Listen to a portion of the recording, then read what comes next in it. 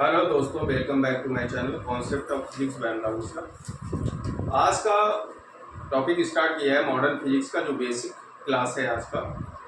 और modern physics का सबसे स्टार्टिंग जो पोर्शन होता है उसको आज एक्सप्लेन करना है। तो मॉडर्न फिजिक्स में हम आ जाते हैं, और ये बहुत ही इम्पोर्टेंट है उन बच्चों के लिए जो क्लास 12 का एग्ज़ाम देने वाले हैं, नीट की तैयारी कर रहे हैं, आईआईटी की तैयारी कर रहे हैं, एनडीए और एयरफोर्स की जो तैयारी करते हैं बच्चे, उनके लिए बहुत इंपॉर्टेंट टॉपिक है आज का। तो सबसे पहले बेसिक स्टार्ट करने से, क्योंकि मॉडर्न फिजिक्स का बेसिक आपको आना चाहिए, तभी मॉडर्न फिजिक्स आपको समझ में आएगी। ये बहुत ही थ्योरेटिकल कॉन्सेप्ट है फिजिक्स का, जिसको मॉडर्न फिजिक्स कहते हैं। इसमें थ्योरेटिकल कॉन्सेप्ट बहुत ज़्यादा है, जिसको बहुत अच्छे से आपको समझना होगा। तो इसमें सबसे बेसिक मॉडल है, जहाँ स्टार्टिंग होती है थॉमसन का परमाणु मॉडल। एक ये फेल्ड मॉडल है, मतलब ये फेल हो गया था, असफल हो गया था। तो असफलता से हमें सीख ज़्यादा मिलती है, इसलिए ऐसे मॉडल को हमें ज़रूर पढ़ना है कि इसमें कौन से ऐसे ड्रॉबैक रहे जिसके कारण ये मॉडल हमारा फेल हो गया, और जिससे रदरफोर्ड मॉडल आया अल्फा पार्टिकल स्कैटरिंग का, जिसमें मार्सडन ने प्रयोग किया था। तो उस मार्सडन के प्रयोग के अकॉर्डिंग हमारा ग्रीगर और मार्सडन के प्रयोग से दूसरा मॉडल हमारा सत्य हुआ था, जिसको हम बोलते हैं अल्फा प्रकीर्णन Rutherford model, alpha scattering model था। उस पे सफलता मिली थी, उसने एटॉमिक मॉडल को एक्सप्लेन किया था। तो थॉमसन का परमाणु मॉडल जो होता है ये है क्या? अच्छा, किस लिए एटम क्या होता है? जो पदार्थ होते हैं, जिसको हम बोलते हैं पदार्थ,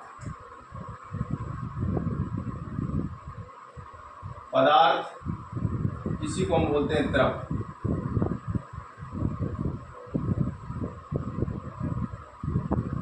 इसी को कहते हैं मैटर।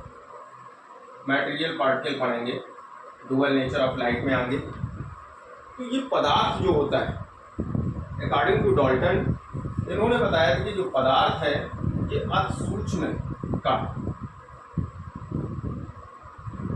अति सूक्ष्म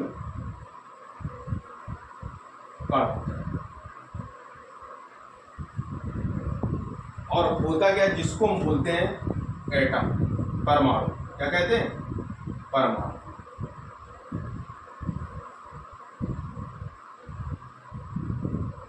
इंडिविजुअल होता है, मतलब इसको हम अविभाज्य होता है। क्या होता है?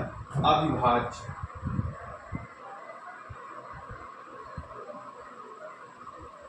अविभाज्य कण है, मतलब इसको विभाजित नहीं किया जा सकता। ये किसने कहा था? डाल्टन ने। डाल्टन की ये परिकल्पना थी, उन्होंने बताया था सबसे पहले, डाल्टन ने, कि कोई भी मटेरियल पार्टिकल्स है और पदार्थ जो होता है, द्रव होता है, ये ऐसा द्रव्य जो मैटर है, वो ऐसे कण को होते हैं जो बहुत ही सूक्ष्म होते हैं, और जिनको हम बोलते हैं परमाणु। और परमाणु को हम क्या करते हैं? इसको डिवाइड नहीं कर सकते। ये डाल्टन की परिकल्पना थी। इसके बाद में क्या है, थॉमसन मॉडल के अकॉर्डिंग परमाणु जब डिवाइड नहीं हो पाया, लेकिन अविभाज्य तो है नहीं एटम, एटम अविभाज्य नहीं है। तो अविभाज्य नहीं, जब विभाज्य हुआ, तो विभाज्य होने के बाद ये किन किन कणों में, क्योंकि जो पदार्थ होता है इसको हम तोड़ सकते हैं। इसको क्या करते हैं? तोड़ सकते हैं। इसको तोड़ सकते हैं। अगर ये विभाज्य हो सकता है, इसको तोड़ सकते हैं, डिवाइजेबल है ये। क्या है? विभाज्य है। अगर ये विभाज्य है, डिवाइजेबल है, डिवाइड हो सकता है, तो डिवाइड होने के बाद में इसमें क्या होता है? डिवाइजेबल होने के बाद में इसमें कुछ कण होते हैं जिनको बोलते हैं इलेक्ट्रॉन,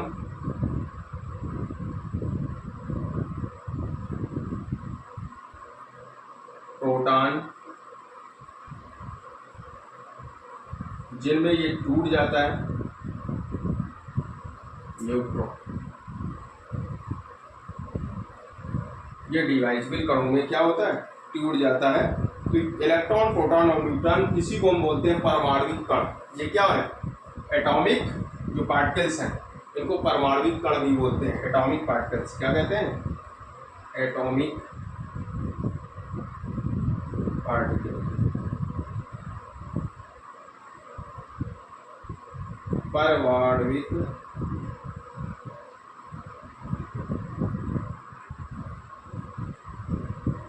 कण, ये एटॉमिक पार्टिकल्स हैं, जिसमें इलेक्ट्रॉन और प्रोटॉन का जो चार्ज होता है, ये दोनों पे चार्ज इक्वल होता है। इलेक्ट्रॉन पे जो चार्ज होता है 1e इक्वल होता है, इलेक्ट्रॉन का चार्ज जो होता है ये माइनस का होता है 1.6 इंटू 10⁻⁻90 कूलम, ये इलेक्ट्रॉन पे चार्ज है। और यही जो चार्ज प्रोटॉन पे जो चार्ज होता है ये प्लस 1.6 इंटू 10⁻⁻90 कूलम, ये प्रोटॉन का चार्ज है। लेकिन इसका जो द्रव्यमान होता है, प्रोटॉन का जो द्रव्यमान है वो 1837 गुना होता है इलेक्ट्रॉन के द्रव्यमान। ये चीज़ें बहुत इंपॉर्टेंट हैं, आपको याद नोट कर लेनी चाहिए। 1837 गुना, जैसे हमारा वेट 60 किलो है और किसी का वेट 120 है, तो हमारे वेट से वो कितना है, 2 गुना है। इसी तरह से प्रोटॉन का जैसे जो मास होता है वो इलेक्ट्रॉन का मास का 1827 मतलब 1837 गुना होता है। ये इस पे इसका मास होता है और ये है इलेक्ट्रॉन प्रोटॉन की चार्ज। तो बेसिक यहाँ पे क्या है कि पदार्थ हमारा एक अति सूक्ष्म कण होता है और यही अति सूक्ष्म जो कण होता है इसको हम एटम कहते हैं, उसी को हम बोलते हैं परमाणु। ये अभिभाज्य था, ये डाल्टन परिकल्पना थी। इसके बाद क्या हुआ कि और मॉडल आया और रिसर्च स्टार्ट हुआ, उसमें इलेक्ट्रॉन और प्रोटॉन को क्या किया गया, ये इनकी खोज की गई। तो इन इलेक्ट्रॉन की खोज किसने की थी? ईंट पर नाच, आपने एक पढ़ा होगा, ईंट पर नाच। तो इस तरीके से ईंट पर गिरकर नाच, ये था, ईंट पर गिरकर नाच। तो ईंट मतलब इलेक्ट्रॉन, ईंट ई से क्या हुआ, इलेक्ट्रॉन, टी से हो गया टॉमसन, किसने खोज की थी, टॉमसन। पी से हो गया प्रोटॉन, जी से हो गया गोल्डस्टीन, ठीक है। आयन से हो गया न्यूट्रॉन और जी से हो गया चैडविक, ये चैडविक ने की। तो यहाँ से इस तरीके से आप निकाल सकते हैं, इलेक्ट्रॉन ईसी टॉमसन ने और पीजी प्रोटॉन का गोल्डस्टीन ने और न्यूट्रॉन को चैडविक ने, ये खोज की गई। जब इनकी खोज की गई तो ये परमाणु से ही, परमाणु इन्हीं से मिलकर बनता है। जो ये एटॉमिक पार्टिकल दिए गए हैं, इलेक्ट्रॉन प्रोटॉन और न्यूट्रॉन, इन परमाणुविक कणों से मिलकर हमारा क्या बनता है, पदार्थ बनता है। तो इन पदार्थों से मिलकर ये पूरा एटम तैयार होता है। लेकिन डाल्टन परिकल्पना तक क्या था, परमाणु हमारा अविभाज्य कण था। लेकिन उसके बाद जब इन्वेंशन स्टार्ट हुई, कई खोज हुई, खोज होने के बाद में ये जब एटॉमिक पार्टिकल का स्वरूप आया हमारे सामने, तो परमाणु की परिकल्पना चेंज हो गई। परमाणु हमारा तोड़ सकते हैं परमाणु को और ये विभाज्य कण है। इसलिए इनमें कौन कौन से कण होते हैं जिनसे मिलकर परमाणु हमारा एटम बना होता है, वो कण कौन कौन से होते हैं, इलेक्ट्रॉन प्रोटॉन और न्यूट्रॉन, जिनके चार्ज आपके सामने है। इलेक्ट्रॉन पे चार्ज होता है -1.6 इंटू 10⁻⁻19 कूलम, प्रोटॉन पे प्लस इक्वल चार्ज है दोनों के, लेकिन mass of proton equal to the 1837 गुना इलेक्ट्रॉन का चार्ज का। सबसे ज़्यादा इसमें क्या होता है, इसमें मास सबसे ज़्यादा होता है। अब हम लोग बात करते हैं जो थॉमसन का मॉडल है, ये है क्या। ये तो बेसिक हो गया, ये आपने नोट कर लिया होगा। अब थॉमसन मॉडल पे बात करते हैं। थॉमसन ने बताया क्या था, इलेक्ट्रॉन प्रोटॉन की तो खोज हो गई। तो सबसे पहले इलेक्ट्रॉन प्रोटॉन की खोज हुई थी, इलेक्ट्रॉन की टॉमसन ने खोज की थी और जो प्रोटॉन था उसको गोल्डस्टीन ने खोज की थी। तो यहाँ तक तो इसकी खोज हो गई। अब आपको क्या करना है कि इसमें कॉन्सेप्ट इसका देखना है कि क्या था इस मॉडल में। टॉमसन ने बताया था कि एक धनात्मक गोला होता है, परमाणु क्या होता है, धनात्मक गोला होता है। ये एक पॉजिटिवली सॉलिड स्फीयर है, धनात्मक गोला।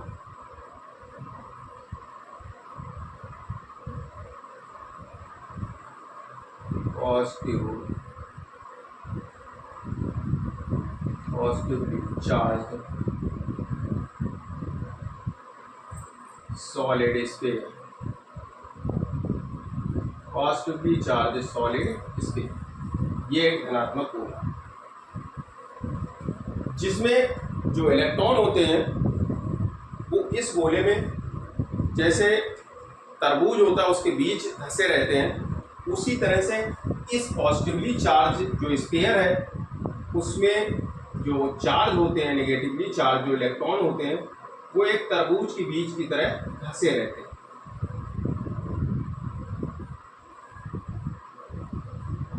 और ये नेगेटिवली चार्ज होते हैं। इन पे सॉलिड स्फीयर तो हमारा पॉजिटिवली चार्ज है, लेकिन जो इसमें धंसे रहते हैं वो क्या है, नेगेटिवली चार्ज होते हैं। ये इलेक्ट्रॉन्स होते हैं, इनको हम कहते हैं इलेक्ट्रॉन्स। ये सभी इलेक्ट्रॉन, और ये इसमें पॉजिटिवली चार्ज स्फीयर में धंसे रहते हैं। तो थॉमसन ने एक बात इसमें बताई थी कि जितना इस पे धनात्मक चार्ज होता है उतना ही स्फीयर में ऋणात्मक चार्ज भी होता है। मतलब नंबर ऑफ प्रोटॉन्स जितने होते हैं परमाणु में, उतने ही नंबर ऑफ न्यूट्रॉन होते हैं। ये बहुत अच्छी बात बताई थी, ये अभी तक कॉन्सेप्ट चल रहा है। इसलिए जो पदार्थ होता है, मतलब जो एटम होता है हमारा, वो एटम हमारा जो परमाणु है वो इलेक्ट्रिकली न्यूट्रल है। ये थॉमसन ने बताया था। यहाँ ये थॉमसन मॉडल में ये चीज़ इन्होंने बताई थी। असफल मॉडल है लेकिन कुछ इसकी सफलताएं भी हैं। वो सफलताएं क्या, उन्होंने ये बताया था कि ये जो चार्ज स्फीयर है, जो ये धनात्मक गोला है, ये धनात्मक गोला हमारा, इस पे जितना धनावेश डिस्ट्रीब्यूट है उसी अमाउंट में ऋणावेश है। मतलब नंबर ऑफ इलेक्ट्रॉन्स बराबर नंबर ऑफ प्रोटॉन्स। एक इनका बहुत ही इम्पोर्टेंट चीज़ थी जिसकी वजह से इसको अभी तक पढ़ा जाता है। नंबर ऑफ इलेक्ट्रॉन मतलब इलेक्ट्रॉनों की संख्या, किसी परमाणु में इलेक्ट्रॉनों की संख्या, इलेक्ट्रॉनों की संख्या बराबर प्रोटॉनों की संख्या। इलेक्ट्रॉनों की संख्या बराबर प्रोटॉनों की संख्या, मतलब दोनों में इलेक्ट्रॉन और प्रोटॉन की संख्या आपस में बराबर होती है। इसलिए परमाणु का कुल आवेश, जो परमाणु का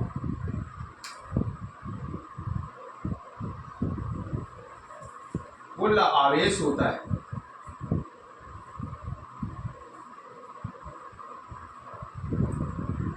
परमाणु क्योंकि पॉजिटिव और नेगेटिव दोनों की संख्याएं इक्वल हैं, तो परमाणु का कुल आवेश जो होता है या कुल धनावेश जिसको हम बोलते हैं, धनावेश, इसको कुल धनावेश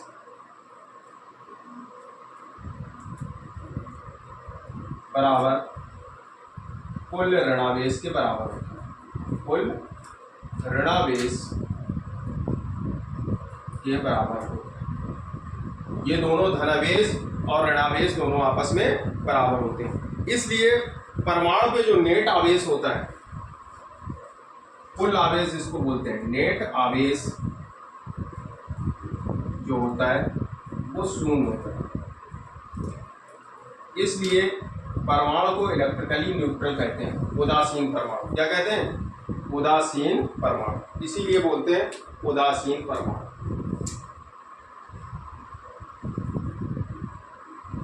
उदासीन परमाणु। इसीलिए परमाणु हमारा क्या होता है? इलेक्ट्रिकली न्यूट्रल होता है। ये बात आपको समझ में आ गई।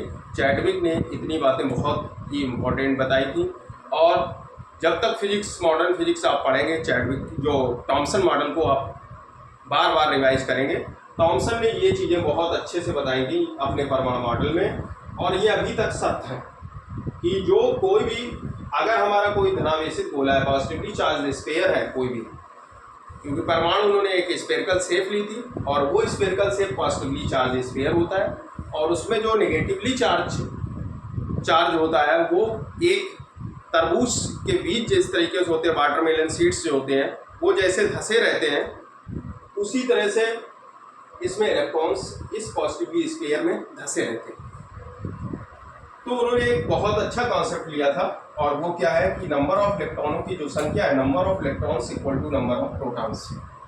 इसलिए परमाणु में कुल धनावेश जितना होता है वही उतना ही ऋणावेश होता है, मतलब जितना धनावेश होगा उतना ही ऋणावेश होगा। इसलिए जब कुल धनावेश और ऋणावेश के इक्वल होगा तो परमाणु हमारा कैसा हो जाएगा, इलेक्ट्रिकली न्यूट्रल होगा, तो परमाणु हमारा उदासीन हो जाएगा। इस तरह से इस मॉडल में इतना एक्सप्लेनेशन किया गया था। जब न्यूट्रॉन की खोज की गई चैडविक के द्वारा, तो थॉमसन से ये पूछा गया कि न्यूट्रॉन की स्टेबिलिटी क्या है परमाणु में, तो न्यूट्रॉन की स्टेबिलिटी को एक्सप्लेन नहीं कर पाए।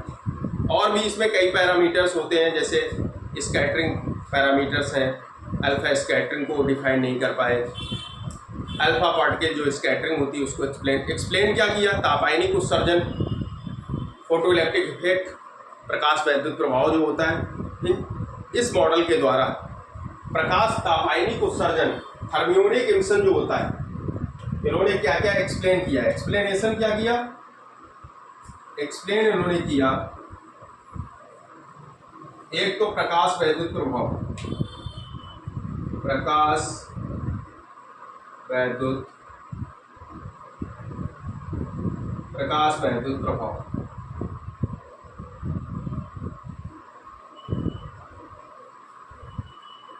फोटो इलेक्ट्रिक इफेक्ट,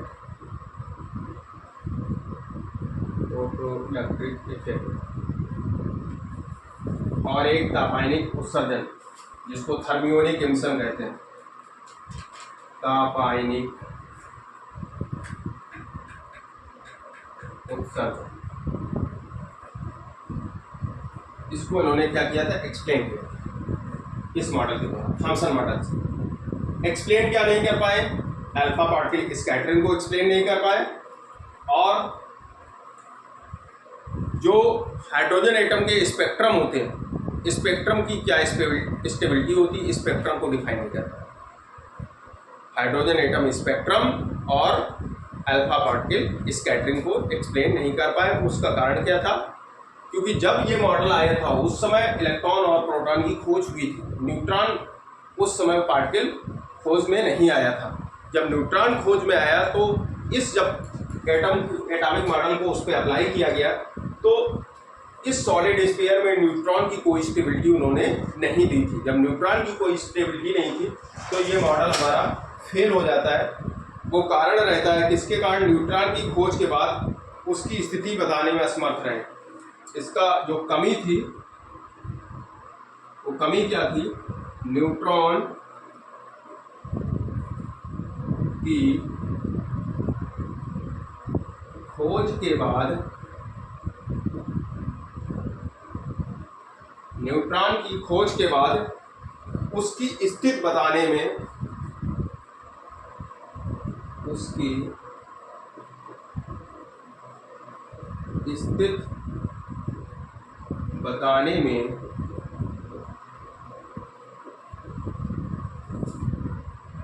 असमर्थ,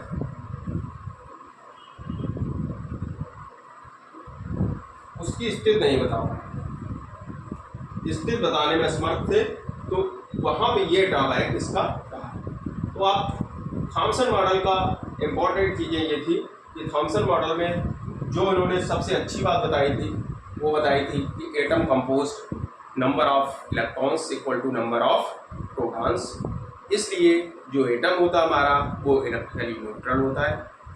दूसरी चीज़ इन्होंने बहुत अच्छी बताई थी कि जो नेट, क्योंकि इलेक्ट्रिकली न्यूट्रल होने के कारण नेट आवेश इसका 0 होता है। इसमें ये कॉन्सेप्ट बहुत ही ट्रू था, इसलिए इस मेथड के द्वारा जो थॉमसन के एटॉमिक मॉडल के द्वारा फोटो इलेक्ट्रिक इफेक्ट का एक्सप्लेनेशन हो गया और तापाइलिक उत्सर्जन एक्सप्लेनेशन बहुत सफलतापूर्वक किया गया।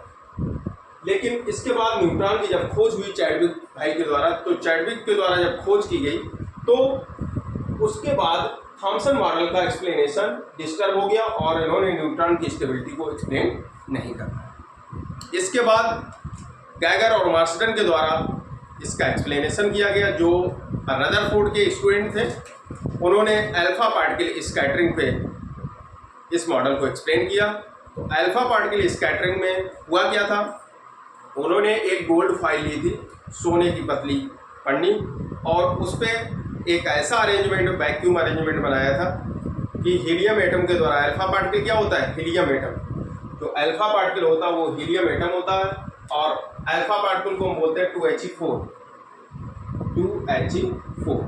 इस अल्फा पार्टिकल के द्वारा इसका बम्बार्डमेंट कराया गया, इसकी बमबारी कराई गई किस पे, उस गोल्ड फाइल पे। तो कुछ अल्फा पार्टिकल कुछ एंगल पे डेविएट हो गए, कुछ वापस आ गए। वापस कितने आए, 12,000। जब अल्फा पार्टिकल को बम्बार्ड कराया गया तो उसमें एक अल्फा पार्टिकल रिटर्न होकर वापस आया। तो उसमें कई कॉन्सेप्ट सामने आए और मॉडल को सफलतापूर्वक एक्सप्लेन किया गया। तो नेक्स्ट टॉपिक में हम बताएंगे रदरफोर्ड स्कैटरिंग, जो गैगर मार्सटन के द्वारा एक्सप्लेन किया गया था। आई होप आपको थॉमसन मॉडल अच्छे से समझ में आया होगा। प्लीज़ चैनल को लाइक एंड सब्सक्राइब करें और अपने दोस्तों के साथ शेयर जरूर करें। Thank you.